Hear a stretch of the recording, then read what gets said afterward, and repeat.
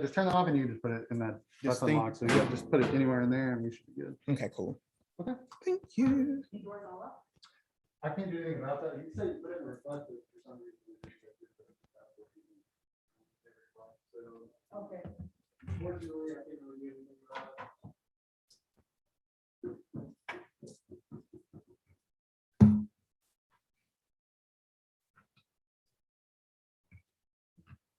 I just want to see real quick. Okay, folks.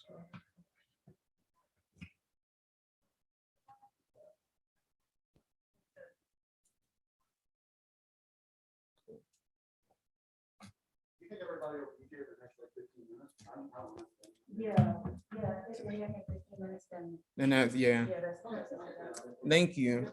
Thank you, Dustin. I appreciate you.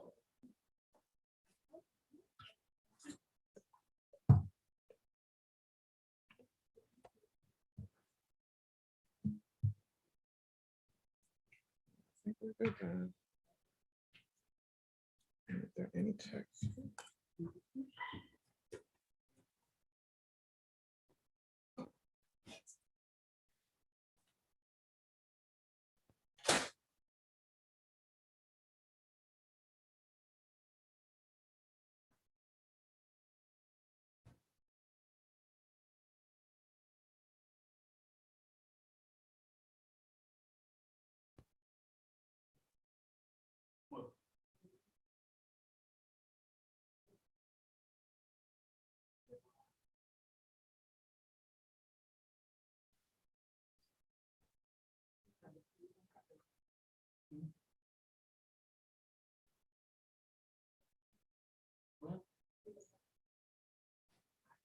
I can't see it. I'm not logged in.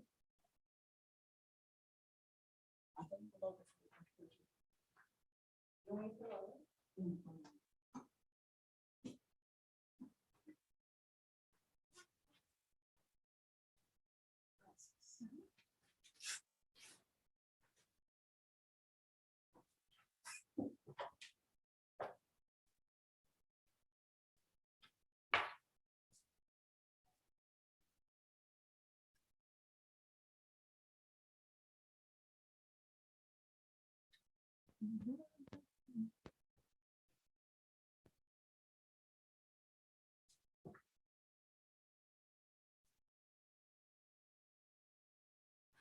This screen cannot be disturbed.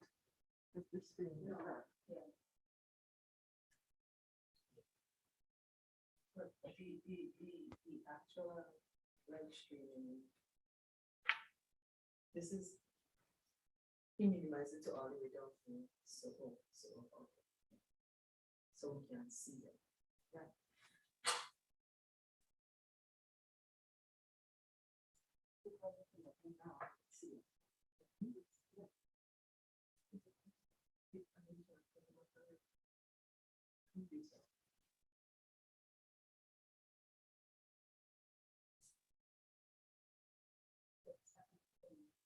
Okay, and they can see the screen or they just see the poster?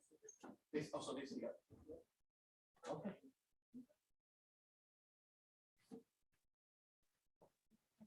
So it's 6 o'clock.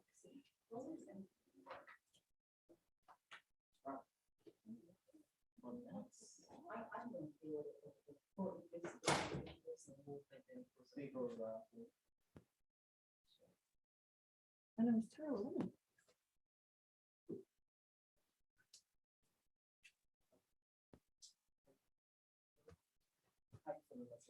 I did.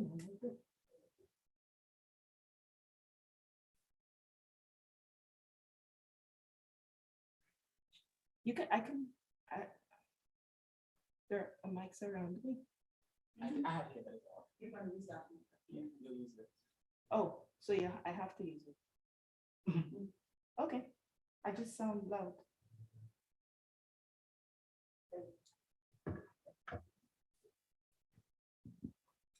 Good evening, everyone in our audience and on Zoom. Welcome to Methodologies in Caribbean Research, Gender and Sexuality. I would like to thank our sponsors for this evening, Black Women Radicals, the Women and Gender Studies Program and the Africana Studies Program, the Women's Center, the Department of Sociology, the Center for Peace Studies and Violence Prevention, the Women and Minority Artists and Scholars Lecture Series Fund. It is my pleasure to introduce our moderator for this evening, Nana Brantuo. Nana Brantuo is an independent scholar, researcher, and writer based in Washington, D.C. in the Washington metropolitan area. Her work focuses on Black mobilities, migrations, and geographies, with emphasis on student migrations and world making in the 1800s to present day. Over the past decade, she has balanced teaching, facilitation, and advocacy appointments in the nonprofit sector and within higher education institutions. She has held several positions in policy, advocacy, and as a strategist for Black and Muslim nonprofit organizations. She's also an adjunct lecturer at the George Washington University in the International Education Program and Words of Engagement Intergroup Dialogue Program. She's a facilitator at the University of Maryland at College Park. Her writing has been published by The Hill, PBS NewsHour, the African American Intellectual History Society, OK Africa, IO Magazine, and more. Currently, she co-curates the Caribbean Feminism series with Dr. Andrea Baldwin, ours truly, in partnership with Black Women Radicals, and is a freelance writer with Amaka Studio. Welcome. Thank you. Thank you so much, Leslie Ann. Thank you to our physical audience, to everybody virtually. Thank you, Andrea, and of course, Dr. DeShong.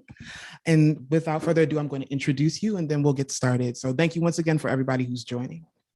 So Dr. Halimah DeShong is currently Deputy Permanent Representative of the Permanent Mission of St. Vincent and the Grenadines to the United Nations, where she's on secondment from her post as head of the Institute for Gender and Development Studies, Nita Barrow Unit at the University of West Indies Cave Hill campus.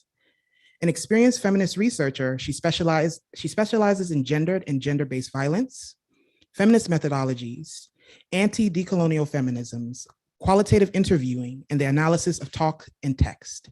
She's the co-editor with Professor Kamala Campedo of Methodologies in Caribbean Research on Gender and Sexuality, and is currently completing another book-length manuscript on violence, the coloniality of gender and change.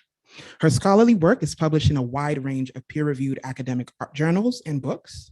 She is joint editor of 4 special issues on feminist methodologies, men and masculinities, and gender, sexuality, and feminism in the Caribbean. Halimah has advised Caribbean governments on gender-based violence policies and laws, is the author of the St. Vincent and the Grenadines National Gender-Based Violence Action Plan, and has jointly designed a gender-based violence curriculum for post-secondary school students in St. Vincent and the Grenadines with Dr. Tonya Haynes. She was also lead researcher and author of the qualitative component of the UN Women CARICOM Caribbean Development Bank Women's Health Survey on violence against women in Grenada.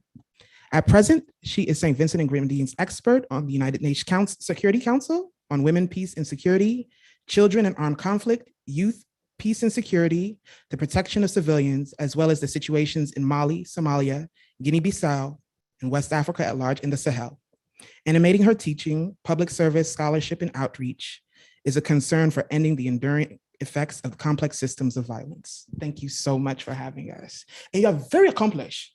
My God, look at that CV popping. That's how I am.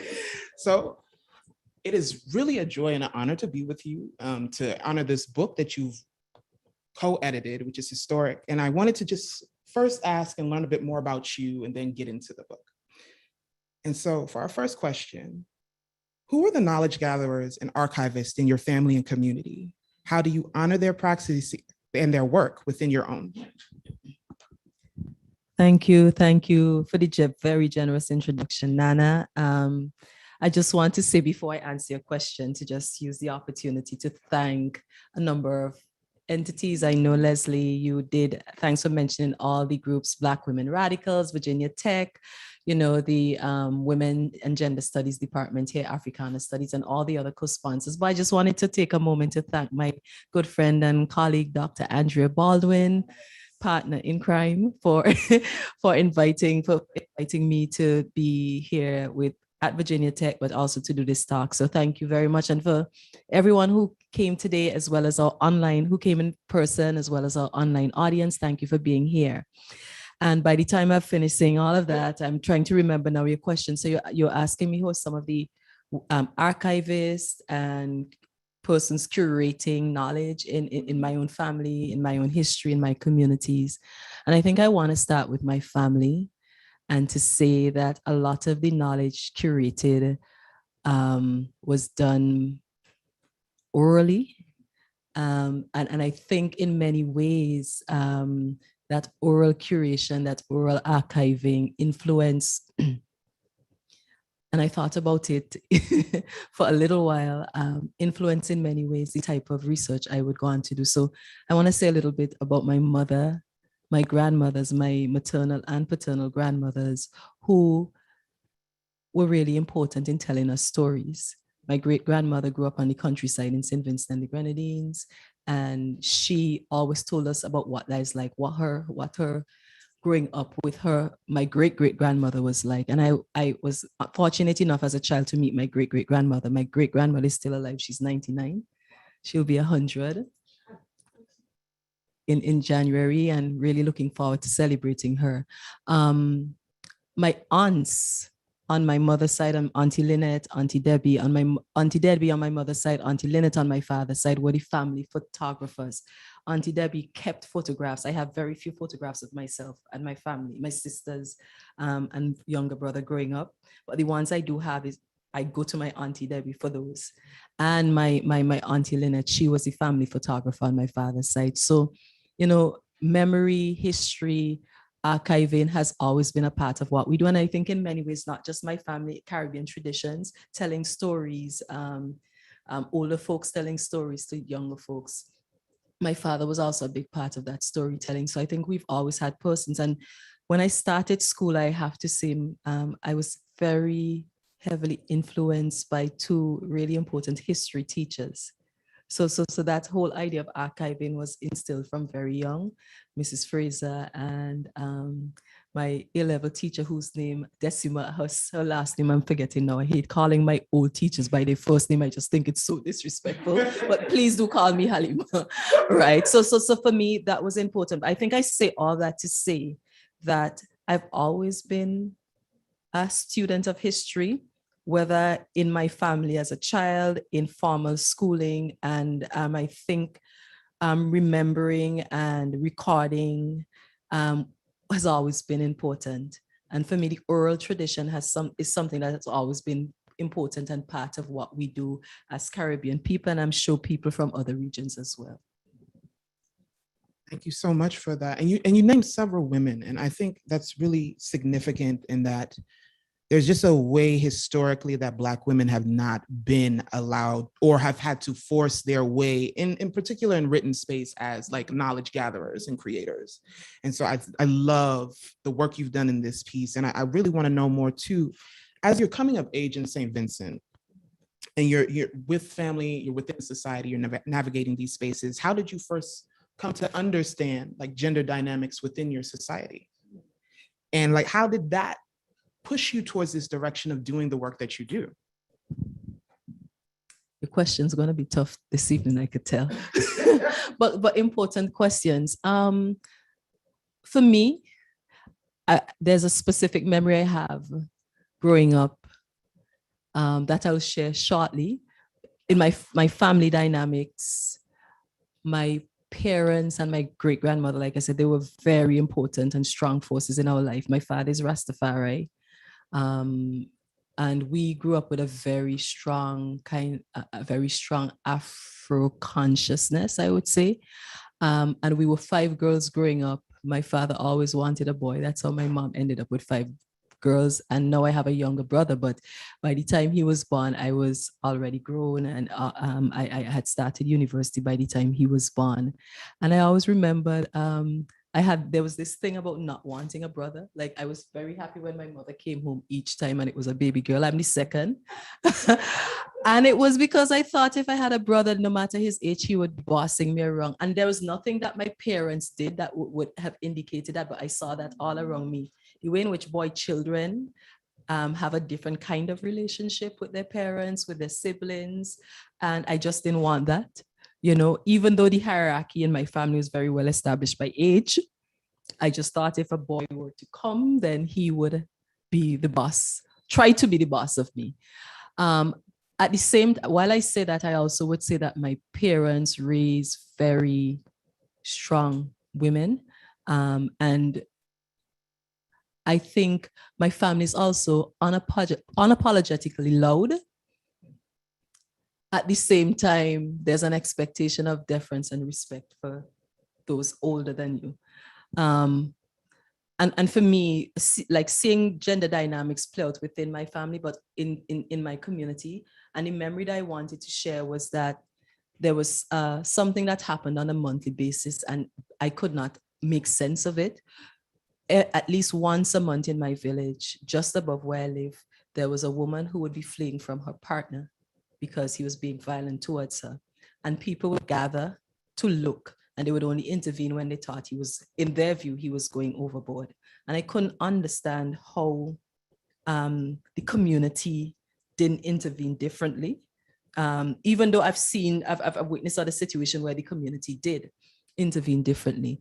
And I remember when I started doing I came into work on gender-based violence, not necessarily actually looking for a topic as a grad student. I got an opportunity to do a master's at Cave Hill, and they wanted you to work on a particular project, and it didn't call me in that sort of way. So I was trying to figure out, what do I do? And I started just reading just reading work on gender and violence, and wanting to understand more how people story their experiences of violence. And that memory came back to me. At the time, I wanted to know, for those who are directly implicated in feeling violence on an interpersonal level, how they understood that. But I think more and more I'm grown in my interest to want to understand community responses. And I think that memory stood out for me in terms of shaping how I would eventually treat to thinking about violence. I'm also very concerned about the enduring effects of histories of violence and how we connect them to, various manifestations, whether we are talking about, the physical one-on-one experience of violence, but also broader systems of violence, and how they become entrenched, institutionalized, and even normalized. So for me, because I'm also interested in an existence where that is not what we are experiencing, violence is not a part of who we are. I probe to understand what accounts for, the ways in which we normalize, accept, and even endorse various forms of violence, because we need to unpack that in order to move away from that. And I think for me, just kind of my upbringing, and there are so many other things I could say, so many other experience I could I can cite to explain how I came into this. Yeah. Thank you for that. I think it's, once again, the points that you're making in particular as communities, how we speak to or talk about violence. And if I think about even my own experience, there's a lot of protection that happens. And even like there's a lot of hierarchy in age, all of these different things. So I really enjoy the work that you do, in particular with talk and text. And so I'm really, to take a shift, because you are senior and head lecturer at the Nita Barrow Unit. I wanted to learn more about your relationship with UE. You've come as a student and now a lecturer in this space. What has your journey been like, in particular as a feminist researcher? I think there's an enduring feature experience in me coming into working in the Institute for Gender and Development Studies, and that would have to be community. When I was in school, going to the University of the West Indies, going to any university wasn't something that I imagined would be where I will end up, not because I didn't have those ambitions, but because financing has always been something that stands in the way of so many accessing higher education. So for me, when I did get an opportunity, when the government of St. Vincent and the Grenadines awarded me a scholarship because I play netball, a sport called netball, that is probably the most popular sport among women in the Caribbean and other parts of the world. I had the privilege of being trained by some of the best netballers in the world, in my estimation, and they have continued to be and have always been supportive. So I want to give a big shout out to my netball community in St. Vincent and the Grenadines, the late Gloria Ballantyne, my mentor and friend and colleague Delarice Duncan. She kind of raised me up in netball. Those women were important, and I'm citing them and connecting them to UWI because my entrance into university was because I got a scholarship from the government of St. Vincent to, because I was a national athlete, I served at the national level. And when I got to UWI, for me, that was a privilege. I think university education should be a right. But at the time, for me, it was a privilege. And I think I read the handbook that they gave me cover to cover, my Faculty of Humanities and Education handbook cover to cover. What I will say, when I talk about Cave Hill, I get very emotional. When I talk about the University of the West Indies, I get very emotional. I think it is emblematic of some of the best of what we are about in the Caribbean, because it is our university. It belongs to us. And I've always felt at home at the University of the West Indies. And I also feel that my intellectual growth in many ways as an academic now was precisely because of the University of the West Indies.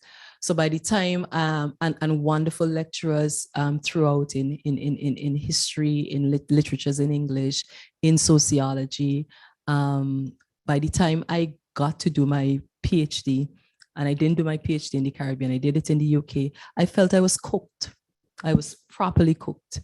And so I cite the University of the West Indies as the place where my intellectual growth happened as a student and as a scholar. And also to cite important feminist scholars in the region who gave so much of their time and their energy, and graduate students who were just always there. So for me, one of my intellectual sort of persons I look up to is Tanya Haynes. She works with me at the University of the West Indies, Cave Hill campus. And I just think that she is like, I could sit down and listen to Tanya like forever and ever and ever, ever, ever, ever. You know, she's just amazing. And then this force that we have here at Virginia Tech, one Dr. Andrea Baldwin, who, oh my gosh, I think I feel so full.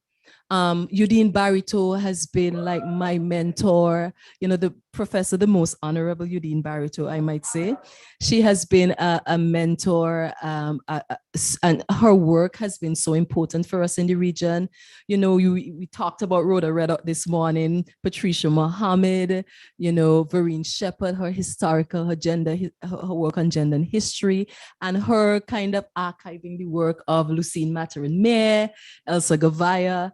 For me, like, this is when I could keep calling names, you know, like just name dropping, not for myself, not to say anything about myself, but to say about how intellectual communities, the activist women in the Caribbean, you know, doing amazing work, you know, Michelle from Power doing amazing work with Belize. Tanya Haynes is currently curating feminist organizing on gender and sexuality in the region, and the ways in which, you know, we get to work with some of the most amazing organizations, Barbados Council for the Disabled, alongside ECADE, in coming out of the Eastern Caribbean, doing a project, the Liberty Project, that Tanya Haynes leads on. So there is this community of thinkers and doers in the region that I can't ever exchange. And I think that any success I have belongs to my Vincentian Caribbean community. It is all of our success. So, you know, I think it's just amazing to be in a space like the University of the West Indies where you can do that kind of work and you could do it with a level of freedom is very, very, very special. Yeah. Thank you for that. In particular, honoring all these wonderful women. Yes, clap for yourself too. Yeah. My Caribbean people. For real, for real, for real. Most revolutionary have given us so many theories, so much action, revolution, all the things. And it's significant to honor.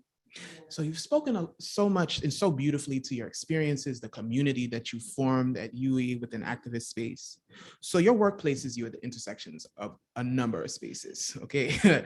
As a diplomat, as a researcher, what are some of the joys, but also the challenges of navigating these spaces, in particular as a Black Vincentian woman?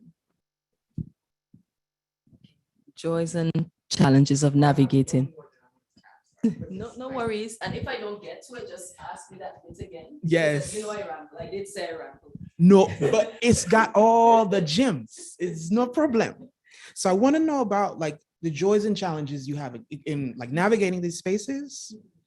And also, once again, to this point of community.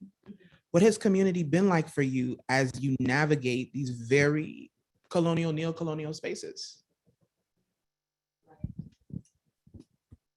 Okay, so I want to start with how I navigate and navigating these spaces. I think saying you're a feminist, saying you're anti-racist, decolonial, anti-colonial feminist in any university space is in and of itself a kind of refusal.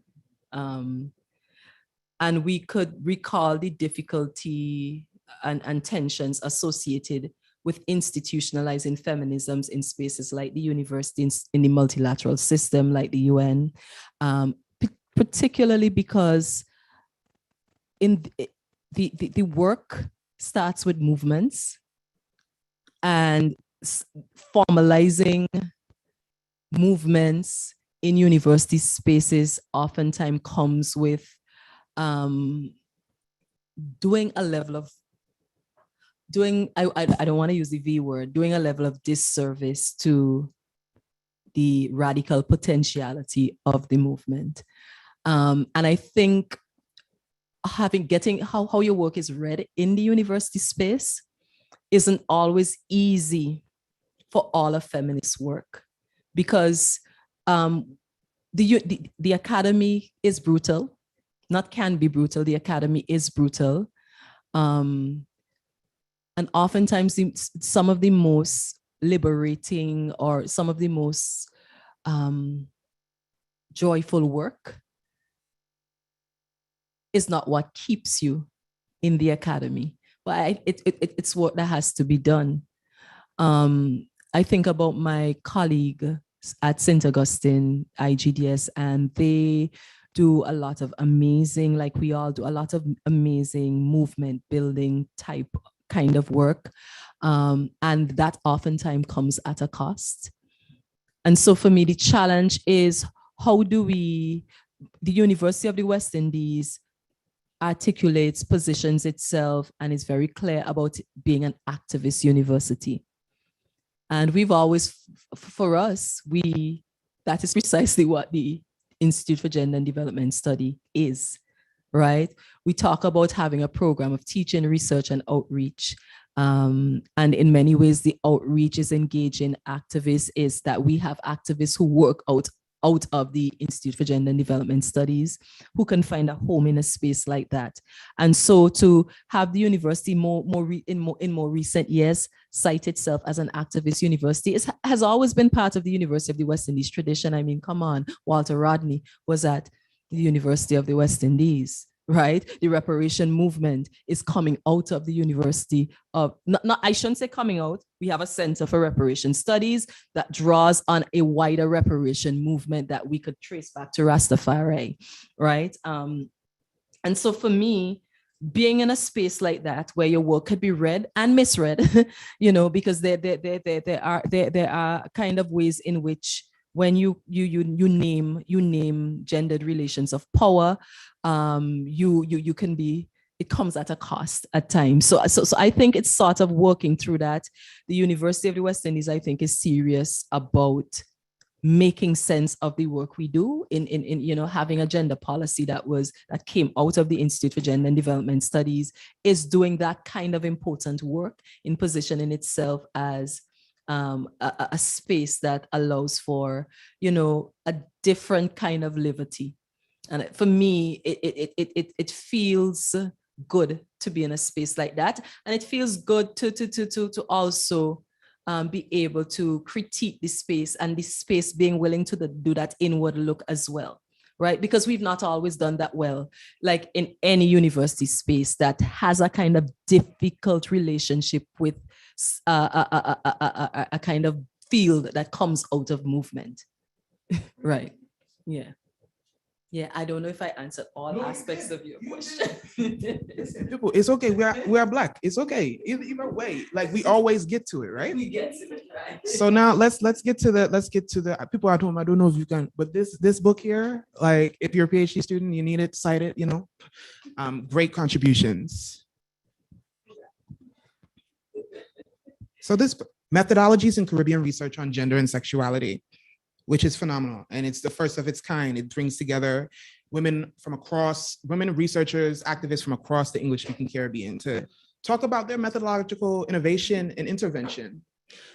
What you've said, this is your keen interest, like you're very interested in methodologies, but what was the origin story of this book? I really want to know more. Right, so as a graduate student, I've always been interested. When I didn't start from a place where I thought about methodology as an undergraduate student, but as a graduate student, I came into because we have the how it's organized in my university is that we have a faculty of humanities and education, we have a faculty of social sciences, faculty of law, faculty of medicine. Now we have a faculty of culture and creative arts, a faculty of sport, engineering, depending on which campus, and several other faculties. I came from humanities and education into the social sciences as a grad student, and started, having to do these methodology courses, and became very fascinated by how we know what we know, and reading more and more about feminist methodologies, the various collections, the various interventions. I was also interested in how we show up in our research. And I know all of us have to think about that, how we show up in our activist work, in our research, in our art. And feminists and anthropologists tend to do a lot more to think about how we show up, right? And so when I was finishing up my PhD, I was working on my revisions, and I got a post at Cave-Hill. I think by the second year, I was finished the PhD, and Kamala Kempadu came as a visiting professor to the Institute for Gender and Development Studies. And I was just excited because I was going to get to meet officially Kamala Kempadu, who is one of the most generous scholars that you will meet, down to earth. And she just made it easy, all of my nervousness about meeting the famous Kamala Kempadu, right? She just put me at ease. And I asked her if she would come in and do a guest lecture for a course I was teaching, feminist methodologies and epistemologies. And she came and she did it like 2 years straight. And we got to talking more and more about doing a collection. And at the time, it was myself, her, and Charmaine Crawford, who was also at the Institute for Gender and Development Studies, and we were thinking through this collection. And some time had passed, we were thinking a little bit more, and then we put out this call for papers, and then we got enough essays, and we decided we would start. We started with a special issue of the Caribbean Review of Gender Studies on Caribbean research methods. And all three of us worked on that collection. And then after that, Charmaine, she went on to do some other things. And Kamala and I talked about doing a larger collection. And we were thinking that, Caribbean feminists, Caribbean researchers of gender and sexualities, whether they are located in the region or in the diaspora, have always been writing about how they do what they do, have always been. Like, we trace back writings from the 70s, but we've always been writing, and Caribbean researchers in general.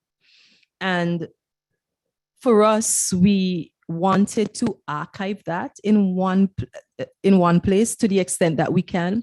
One of the things that we recognized, though, it was difficult for us to work across the different linguistic spaces. So we do see a tendency in the text to be heavily on the side of the English-speaking Caribbean, even though we have pieces from scholars working out of Haiti and Cuba in the collection. But I would say that for us, that is one of the gaps, and it's one of the gaps that we talk about in the introduction of the text. But we also recognize that there were some newer things, that there were some things that people were also saying in their work, and we invited some new pieces. So it's actually a hybrid collection, including 29 contributions, 19 of which were previously published, and 10 new pieces across a variety of themes on methodologies. And so for us, we really wanted to celebrate the fact that while we know that people have been writing about feminist methodologies across various geographic spaces, Caribbean people have been doing this, but we hadn't really curated a collection that documents this really important work. And for us, I was thinking about my grad students and finding resources and various areas I had to go into to get these resources, and just to have it all in one place as a kind of, logistically neat thing is good, but also to celebrate some amazing women and men who have been thinking about how we do what we do, and to think about some of the non-traditional sources of data and writing about those. I'm thinking in particular about like Deb Thomas's chapter on feminist witnessing, where she talks about she talks about digital archiving and community film, community documentary making as a feminist resource. So for me, it really is a celebration of the amazing body of research and just the very connected ways in which like someone like a Gloria Vecca talks about doing sexualities research in Suriname and being very kind of honest about desire and sex and sexuality and intimacy as something that anthropologists don't write about, but they do. So anthropologists, especially more recently, tend to be very open about how, getting to know and getting to know communities as they're working and doing this research, but they don't talk about intimacy and love and those aspects of the doing of the research. And you're living in a country for 2 years or in a community for 2 years, 3 years, 4 years, and you talk about everything else under the sun except about sex and sexuality, intimacy and love. So that kind of honest sharing and the ethical and careful way in which she does it as well, for me, really resonated. And I've been reading, I use Gloria Vecca's work even now, and we've been doing it every class, just to get students to respond to that kind of way of thinking about your work and that kind of way of connecting, implicating yourself in what you do, and why it's important to do that as well. Yeah. So in the introduction, you really provide, and I think this whole book really just provides a genealogy of like Caribbean feminist methodologies and researchers. And you start and you pay homage to Dr. Lucille Marr and Dr. Elsa Govaya. And I wanted to learn more.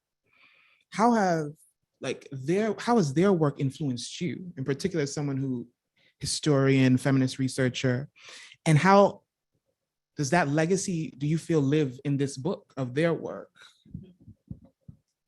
So the first chapter after the introduction is actually recollections of a rebel past. Lucille Mattering sort of doing this reflexive engagement on how she came into feminist history. And for me, that piece is very special. because it marks an inflection point in historiography. In the region, you read Vereen Shepherd and Hilary Beckles, and they cite Lucille Battering. They actually published her thesis posthumously because she did this really important history of women in Jamaica. And it was the first time in the Caribbean, in the Anglophone Caribbean, that we were having a serious treatment of women's history and a feminist treatment of women's history.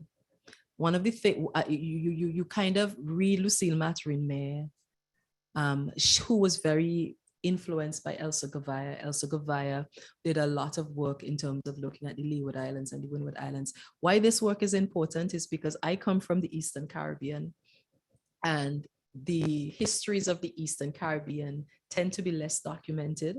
So for us, you know, you have these mini hierarchies within the region, and you get the big history. The big history is the Jamaica, the Trinidad and Tobago, the Barbados, the Guyana, and the smaller, so quote unquote, smaller countries, there's less treatment. And people are writing about the smaller countries, particularly people from the smaller countries like myself. So like persons like Adrian Fraser in St. Vincent and the Grenadines, writing about, you know, the history of the indigenous people in our countries, Kalinago, Garifuna. Those are really important work, and that's really important. And Hilary Beckles in his own work writing about Kalinago, Garifuna resistance in St. Vincent and the Grenadines. But their work become really important. And I think I'm thinking here, we start with Lucille Battering.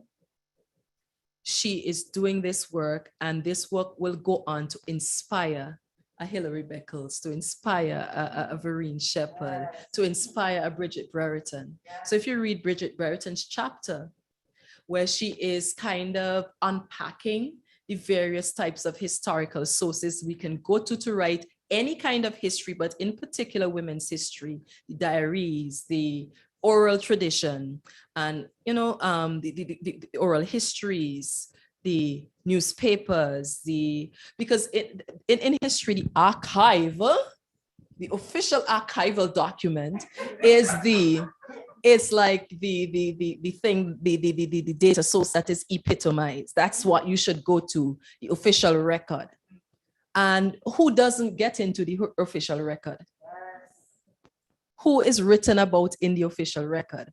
So how do we write our histories outside? How do we talk about our histories? How do we feel our histories if the only place we can go to is in, and sometimes the archive is locked away in France, in England, you know, and inaccessible. So I find it amazing that somebody like a Crystal, and I'm not calling her surname because the pronunciation escapes me now, but Crystal is writing about mapping, you know, the gender and sexuality of a group of women, you know, in Trinidad and Tobago, using the mapping methodology. How these women create maps about their lives, but for them, what is a safe space and what is not a safe space, and so on. And writing about this mapping methodology drawn from, it's an interdisciplinary methodology drawn from the disciplines of geography and education and so on. And of course, the works on the images, photography by Roshani Kempadu, and you know, the piece by Deb Thomas that I spoke about earlier, Patricia Mohammed's reading art and how we do as a sort of colonial text. So their anti-colonial feminist readings of those work become really important, and for me, inspirational and aspirational for newer researchers wanting to take up different ways of doing work and feeling that those are legitimate, not having this hierarchy of the archive or the interview or the survey and then everything else, right? But that you can have multiple ways of doing work. But what we want you to do is to apply a level of rigor and thought and thoughtfulness. And so for me, the different kinds of ways of doing research, yes, we admit that there's an overemphasis on qualitative interviewing, I think in many ways in some of the early feminist sociological work, there was a kind of way in which qualitative interviewing gave you this access to rich description, to the lived realities and in the voices of people who we don't normally hear from, but being very careful that we are in very many ways not reflecting but refracting their experiences as we try to make these interpretations, and we bring ourselves to try to read these oral and written texts. So for me, I get excited and I actually feel honored to be even part of this, because like for me, the star of the show are all these amazing, mostly women and a few men who think it's important to think about and write about why they do what they do, how they do what they do, and leave that as a sort of leave that for generations of writers and thinkers to come. And let me just say this. Women engaged in feminist action research have been doing this for generations. I think about Red Thread, and I'm so happy that we were able to feature Red Thread's research in the text, and the late Andai, who's given us so much by way of just so much life. Kamala Kempedu did an interview with Andai where she was talking about the Red Thread research.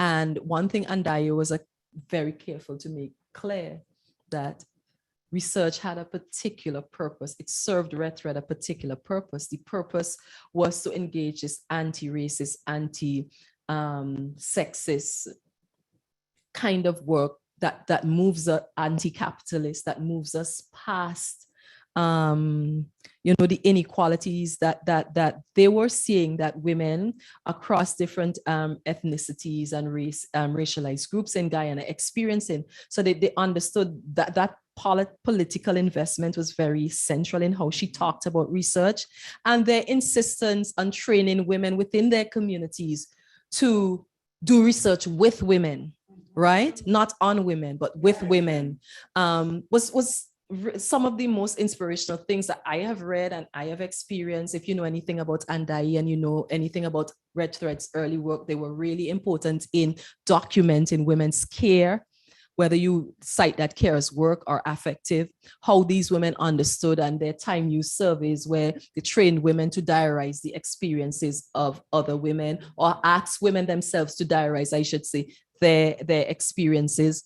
That becomes very inspirational in some of the work that our grad students are now doing, so that's for me another important moment in the text, where Andai is talking about that research and Kamal is doing that interview with her.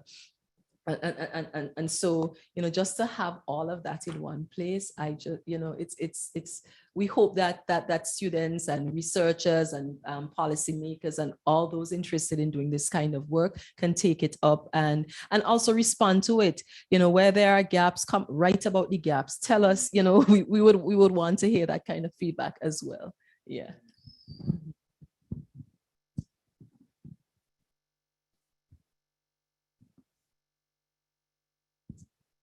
When we think of the histories, the geographies, and just the diversities of gender and sexuality at large, but within the region, period, and look at the work that you've done, collectively with all the folks in this book, and just at Cave Hill, advocates, there's so much work that's being done. What makes you cautious, and then what also makes you hopeful about the future of research and advocacy for these folks? And what messages do you have for people doing the work? Like in terms of in safeguarding the rights and well-being of marginalized genders, what messages do you have for folks? Okay. I think in many ways, what makes me cautious is what kind of inspired some of the thinking around the collection. So before the Women in the Caribbean project, the late 70s, early 1980s, led by Professor Jocelyn Messiah. And we actually have her writing about that research in the text.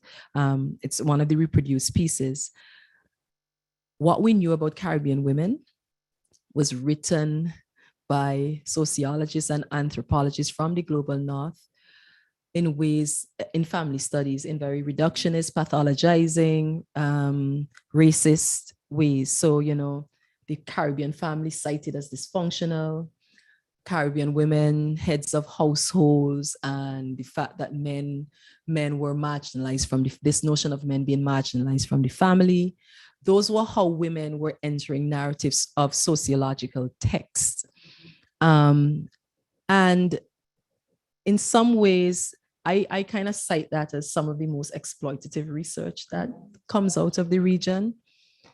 The caution for me is I do work on violence, and I'm always I find having to do a lot of thinking about who I interview, harm, re-traumatizing.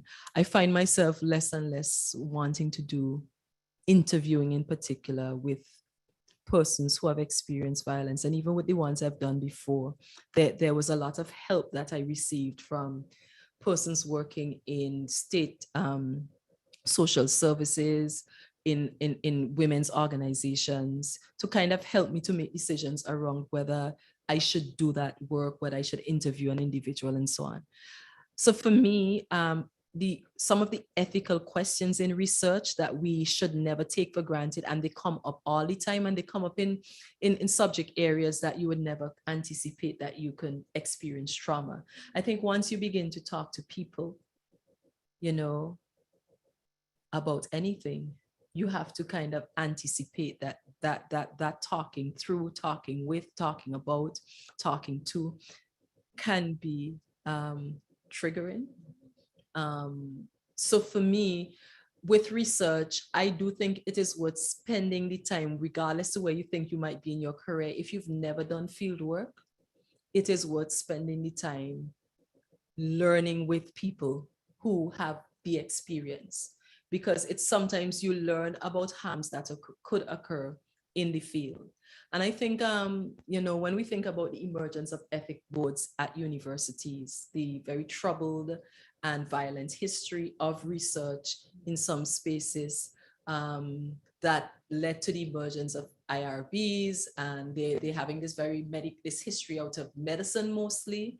I think for us who are not operating out of medicine, we have to do a lot of work to ensure that we feedback our experiences to those ethic boards, because sometimes I think that there's a taken for grantedness about some kinds of research and the extent to which they are harmful or not harmful. So, we have these categories that we use, at-risk populations in ethic boards. And I always find it, a bit uneasy. And I've sat on ethic boards, and I know, that's a kind of, some disciplines like shorthand things. They don't like to do the work of saying, like explaining the experiences of individuals and particular groups in ways that make more sense than, a very kind of flat term like at-risk does. So for me, I would like to see, in terms of challenges, I would like to see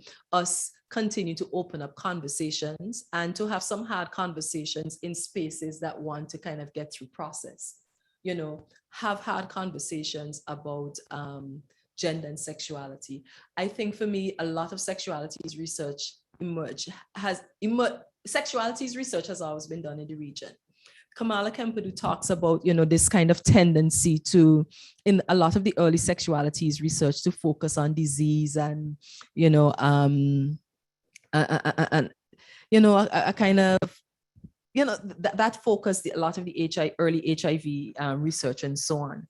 And there's a way in which I also see the focus on sexual identities, again, talking with people. A lot of that work is done carefully, but it is not always done carefully. And I think we have to be very mindful in doing research that we are not engaging in this kind of curiosity,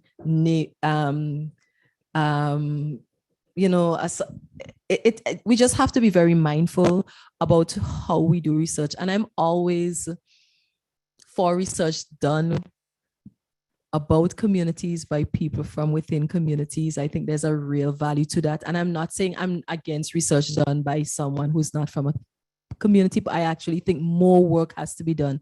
And I'm thinking here about someone like Linda Tuhiwai Smith, who talking about decolonial methodologies and the experience of doing research on Indigenous people and the kind of pathologizing narratives which emerge in that kind of research. We see it all the time about people wanting to dip in and do a little development consultancy that they were paid for from outside of the region. And they would come to us sometimes, oh, we want to interview you to get your thoughts on some gender issues or in the region. And I'm always wary because I'm like, why couldn't you find someone from within the region to do this research? The expertise actually resides here. And I resist that a lot because I also find it to be sometimes very co-opting of ideas from people within the region. So you want to interview people who have the expertise, but the people with the expertise weren't hired. And this is not a plug for myself. This is just something I've experienced firsthand, and I've always said no. And I've said no when I look around and I see colleagues and I see activists and I see researchers, and sometimes those are one and the same. The colleague, the activist, the researcher, they're the same person who is far more competent at doing the research. And I'm seeing that happen far too often, and that for me is a challenge. Possibilities, in terms of possibilities, they are huge. Like, let me tell you, some of the work that I see, that I had to say that, I didn't say it quite like a Bajan, but let me tell you, some of the amazing, today I had the opportunity to hear about some of the amazing work that the grad students of Virginia Tech are doing. And I'm thinking, I would love to see the grad students at Virginia Tech really connect with grad students across the IGDS in the Caribbean. I mean, y'all gave me real life and energy today. It was just amazing to hear what you're doing. And I think there is a kind of a mood, a whole vibe that is emerging. Our newer researchers, I say grad students, but I think that for me, it's a community of researchers. I see how Andrea operates in this space, and she is thriving in this entire research community. I hear about the great things you're writing and doing and thinking about. And for me, that's where the possibility lies. And I would say this, that ensuring that we keep connected to communities in whatever way, whether you're part of organizations or you work with organizations or you go to hear organization, because the expertise for me is actually across so many diverse spaces. A lot of my learning is sitting with people who are doing work within communities. We run an amazing program at the Institute for Gender and Development Studies at the Nita Barrow Unit called the Caribbean Institute in Gender and Development. And Nana, you facilitated session for us. Andrea's facilitated sessions. And for me, that is where we see people working in different spaces. So we get our activists, we get our people working in state gender machinery, we get people working in agriculture, we get our academics, our Caribbeanist academics who are in the region and not from the region, descending on one space. And it is an amazing community of learning, because we are learning, we are teaching our CGAD, our CGAD participants, they're teaching us, and it's just an amazing space. And another great possibility, like can I say, Leslie, I got the amazing opportunity to walk Leslie's exhibit that will be shown on Friday. And people, listen, Leslie is curating our carnival mass experience in a way that is just so full of life. And I know she's doing PhD research that is connected and unconnected from that. But I just wanted to give a huge plug for that, because I saw in her exhibit the work. That for me is the work. You know, the anti-colonial feminist work is right there in Leslie's photography. So those are the kind of possibilities I'm talking about. That's what is giving us life. And for that, Leslie, thank you very much for allowing me to see it before it was to be seen. Thank you. Yeah. Yeah. You know, that was my last question for you. Yeah. So why do you think I should ask Nana? But yeah, I know. Yeah. Absolutely. Okay. So and thanks, Nana. Of course. So, okay, great. About to look at the questions we have for you.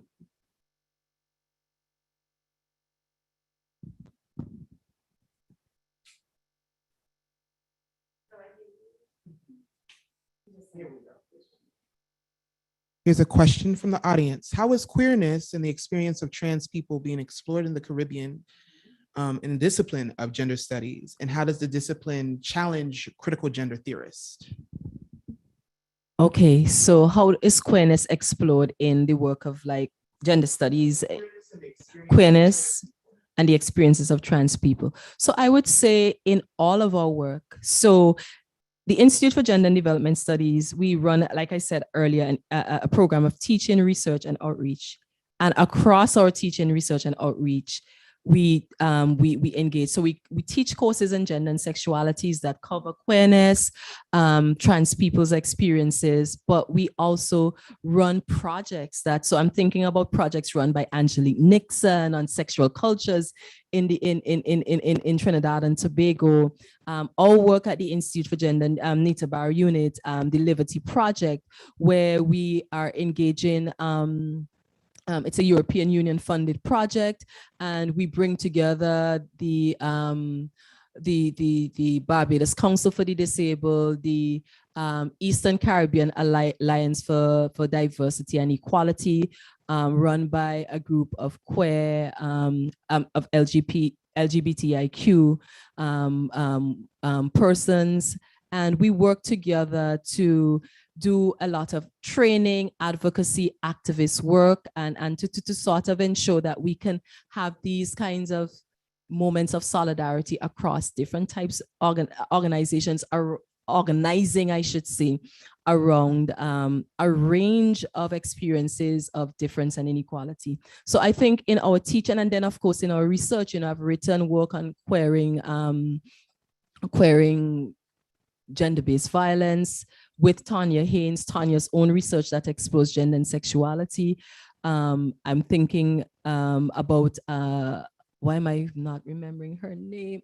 Aneka Marshall's work in Jamaica on gender and sexuality. So in many ways, I think, and I'm thinking about groups like KAISO coming out of Trinidad and Tobago, and why this work is really, Nikolai Atai, his work, he's recently completed, I know he was completing a book and edited collections. Nikolai is doing a lot of amazing work, Trinidadian, working out of Canada right now.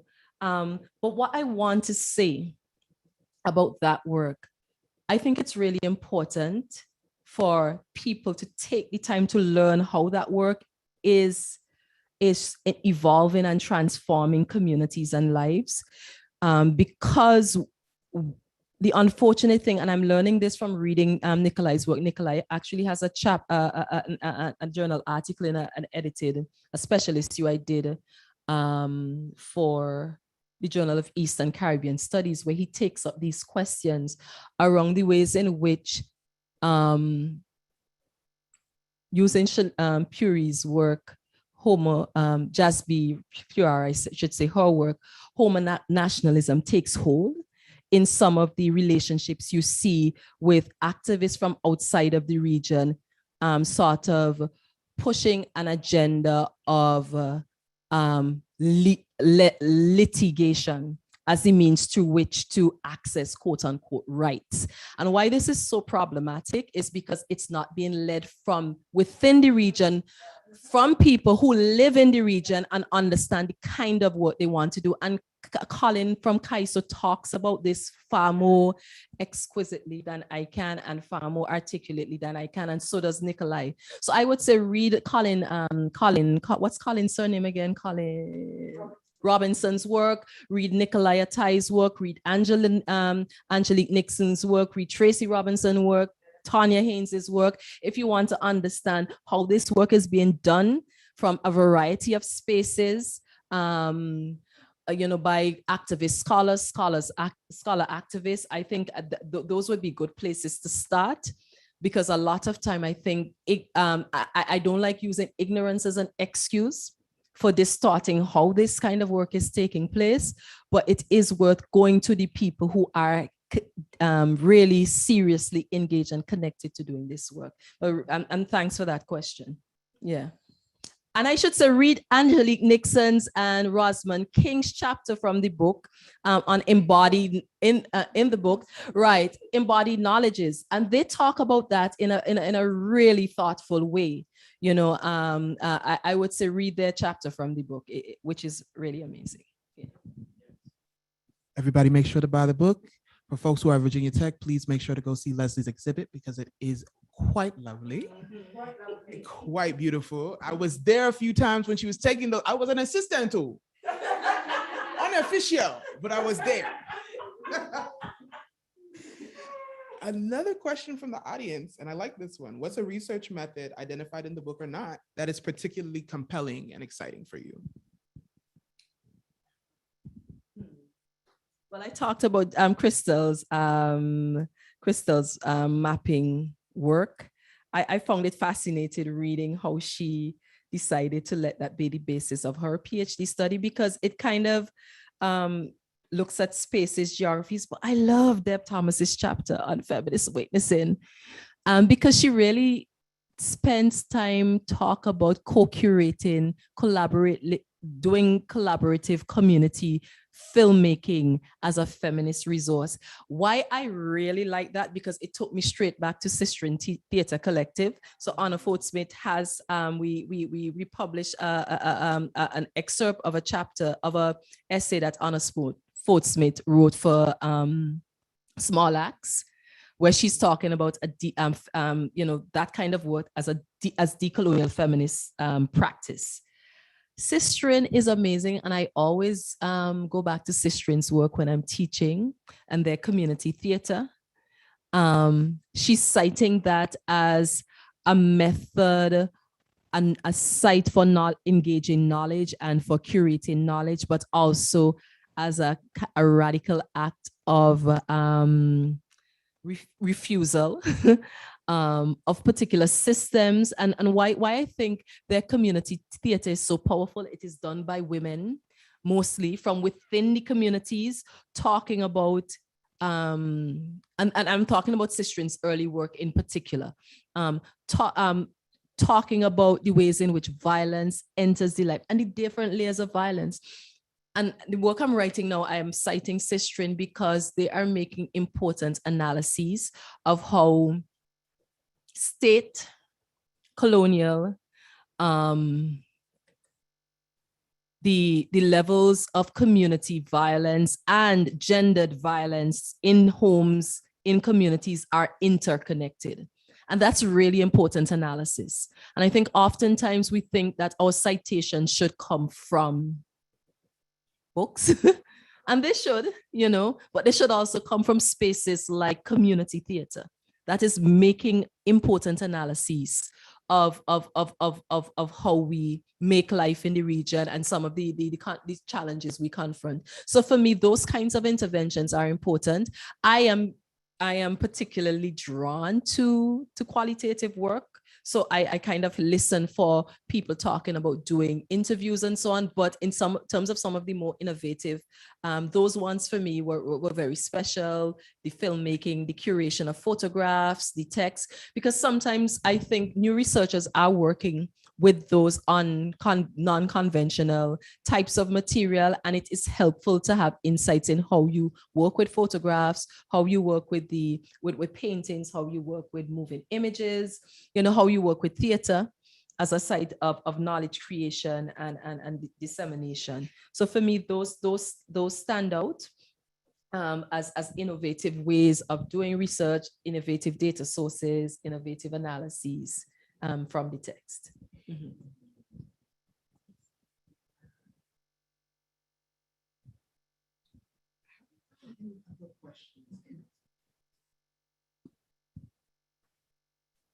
I have a question, actually. Because I think it's very significant in particular that this was published in the Caribbean by Caribbean Press. So what was the conversation in terms, because we know academic space, there's a lot of leveraging, there's a lot of hierarchy in publishing, and I know for sure, probably you said this is homegrown and home based, but what was that process like, even finding the publisher? Thank you so much for asking that question, because my intention was to say this up front. But we worked with the amazing Ian Randall, and our point person was Christine Randall, and she was really, really amazing to work with. For me, Ian Randall has been just an amazing, publishing house, very committed to Caribbean work and critical Caribbean work. So it was very easy for us to make a decision about who we would approach to collect a text like this. And Ian Randall had already done readers by Aaron Kamgishu and Yannick Hume, coming out of cultural studies, cultural studies reader, political science readers put together by Aaron, and the cultural studies readers and popular culture reader put together by Yannick Hume and Aaron Kamgishu. So we thought that they would understand the kind of project and give us the space to do a hybrid collection.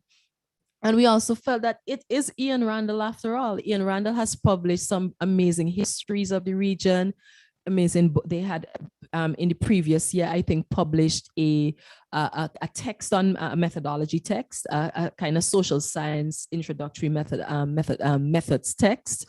And so we felt that the kind of diverse academic publications that they tend to invest in, but also, they would also spend the time and care marketing the text was also important to us as well. Yeah, so just a big shout out to Ian Randall Publishers and Christine Randall for being amazing every step of the way. It was really, really wonderful working with them.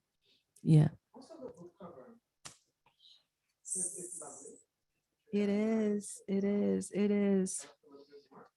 Brianna McCarthy.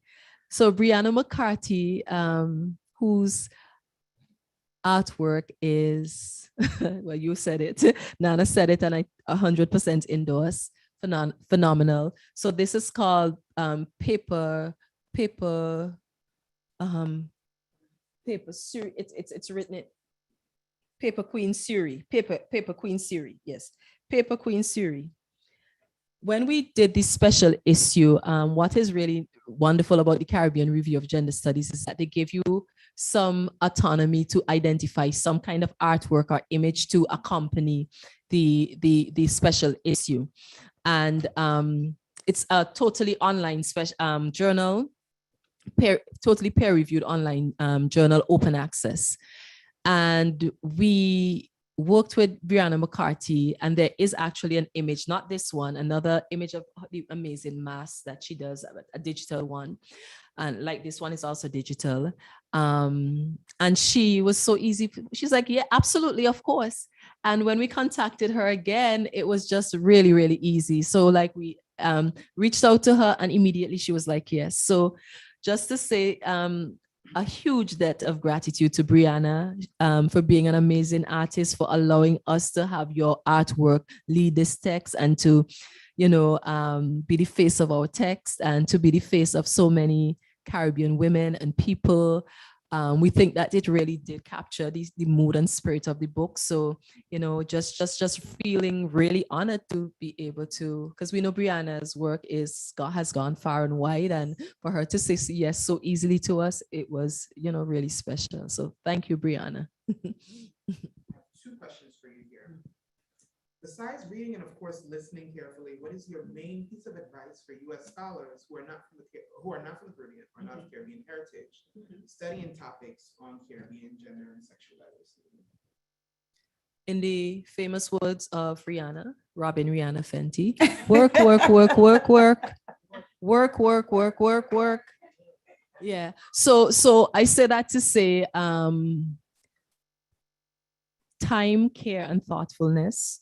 Do your due diligence before you leave the shores and immerse yourself with as much Caribbean work that you can find.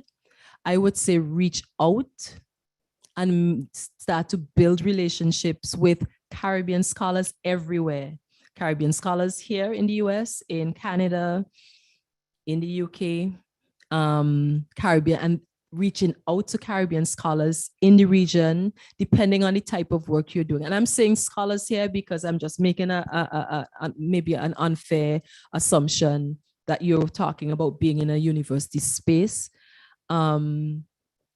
If you're wanting to do work with organizations, understand that you take the position that you're not doing work on, and I don't think that's the place you're coming from, but just carefully and slowly taking your time to build relationships and constantly ask questions and be prepared to to check yourself, because I think a big part for anybody doing research is stopping, reflecting, and checking how you operated in a particular space, how you kind of moved with people, how you reached out to people, their response, kind of, just take the time to be to be very observant and conscious of the space you're entering and respectful of the space you're entering as well. And building that relationship to a point where you constantly ask permission. Is it okay if I, and not be insistent, and just also being willing to make the decision that this work is not right for me to do. Like, when it doesn't feel right, it's probably because it isn't. Because we've had some really harmful and violent experiences in the Caribbean. And so if it seems like I'm being overly cautious or overly, careful, it is because, it's been rough. It's been hard. And I, when I read some of the early stuff in particular, and when I read some of the stuff now, even that's coming out now, that there's a way in which that work can be done in ways that gets you what you want, but it leaves people harmed. Yes. Right. So I would say just be careful every step of the way and make sure you start from a place of building up and building relationships that then could get you into spaces where you can do the work in a really thoughtful way. Yes. That was right. Word. That was a word. Here's our, this is the question we have now. You mentioned that institutionalizing feminism places limits on the nature and the potentials of feminism. Do you think there are forms or there's a way to institutionalize that overcome these limitations? Or do you feel like it just limits activism, period? And that's a hard question. That is a good question. That is a good question. And I'm sorry I'm not here getting your names when I get the questions. I should have probably asked for people's name, but probably you can't see that on the that's probably asking too much. Institutionalizing anything kind of dilutes it. Sorry for saying that. And I'm not trying to say that the feminists that I work with are not like really amazing, pushing the boundaries kind of people.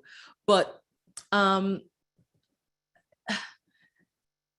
there's so much that needs to change about the university space. And I'm talking about the generic university because not all universities are the same, right? And some spaces allow for more, and the mere fact that they have to allow for it, tells you something about what you're entering into. I think that it is great that feminism has shown up, right? But there's a way in which we've also had to then turn around in the university space, not so much, I would say, in the Caribbean, but in the global north, then do a lot of decolonial work within feminist spaces in the university, because they have been racist feminist spaces. Yes. So, it like working through that, like hearing the harms that Black women in particular narrate about being in the university space, we kind of have to reckon with that. So it tells you something about how sexism and racism and classism is institutionalized, and it is symptomatic of larger systems in the wider society. So that work is going to be hard work anyway. Anywhere that, a movement is meant to be organic and at the same time strategic. And, the formality and the formalization within any space comes at a cost. But what I could say is that how the Institute for Gender and Development Studies emerges in the University of the West Indies in a very careful and deliberate and strategic way, with allies and with people who were, with people who weren't so sure about what this new thing was about, and questions about whether it should be women's studies, gender studies, and so on, for a whole other conversation, tells us something about the power of movements. Because if we think about those early women who are organizing for the institutionalization of gender studies, we are thinking about women who were part of movements. So they were always part of movements, even as they were in the university space, always part of movements, whether it's Rhoda Reddock in the women's movement, Pat Muhammad in the women's movement in Trinidad and Tobago and the wider Caribbean, or we think about like a Peggy Antrobus, who part of Global Women's Movement, who led the Women and Development Unit of the university for many, many years. Or we think about like Nita Barrow, who started the Women Gender Forum in the early 90s when she just came back from doing her PhD. So these women have always understood that the university is but one site for this work. This work must be the revolution is everywhere. And so we have to keep noise, and do a lot of refusing and a lot of unpacking and a lot of difficult work. And I also have nothing but respect for people who say, this is not the space for me. I cannot function in this space. I will not do my work here. Some of us could survive this space, and some of us want it here because we insist that this space must change. But the University of the West Indies is not like every university. We don't have the luxury of opting out of being activists. We don't. We come, like we don't have that luxury. And so the University of the West Indies has always been an activist space, even with all the contradictions of being in a formal bureaucracy, of being in a formal institution. And so for me, I feel it's a space within which I can operate in this, at this time, right? But like I said, the work is done in many different spaces. And I think what is important is that we keep our connections across these spaces. We keep our connections, and we understand that what we are doing in keeping those connections is ensuring that, to the extent that we must insist that on these non-hierarchical relationships, regardless to the space that the worker and the doer and the thinker is occupying. I think for me, that's it, That is a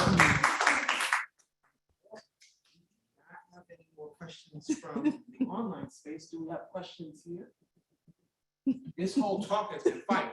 I've been sitting here gradually having each of my questions answered.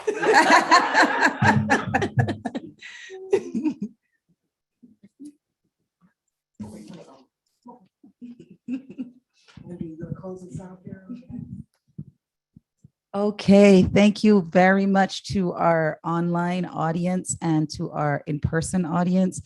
And a very special thank you to our in-person audience, because it is not nice out there today. Today it is dreary and raining very, very hard. But I want to say a special thank you, closing us out, to Jamie Swift, the amazing Jamie Swift and Black Women Radicals. This would not be possible without her, and Black Women Radicals is doing some amazing things. I also want to say thank you to the Women and Gender Studies program at Virginia Tech, the Africana Studies program at Virginia Tech, the Women's Center, the Department of Sociology, the Center for Peace Studies and Violence Prevention, the Office of the Vice Provost, the Women and Minority Artists and Scholars Lecture Series Fund. I want to say also a special thank you to Leslie Toney, just being an amazing all-round individual and scholar who is doing amazing things at Virginia Tech.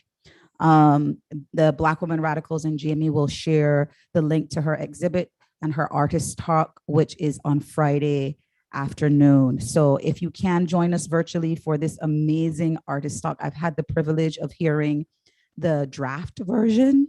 And if that was the draft, that talk is going to be fire. So please tune in. And last but not least, I want to thank these two brilliant, amazing women for this brilliant, amazing conversation this afternoon. Nana Brantuo and Halimah, we didn't say it. Her Excellency. Oh, you gotta say. Go on, Nana, go on, close us out. Her Excellency Ambassador Dr. Halimah DeShong. Charlie, I've never been able to call no Black woman no damn ambassador. I'm soaking it up. What the hell? Thank you for your work. This is such, as soon as it came out, I've been reading through it. It's beautiful. Beautiful archive, beautiful genealogy, beautiful historiography. And shout out to Kamala, who could not be here. Yes, Here, the boss. That's an amazing person to work with, an amazing human being. Yes. Without further ado, thank you all for joining us. And this will be recorded and available for those who could not join us this afternoon. Thank you. Thank you very much.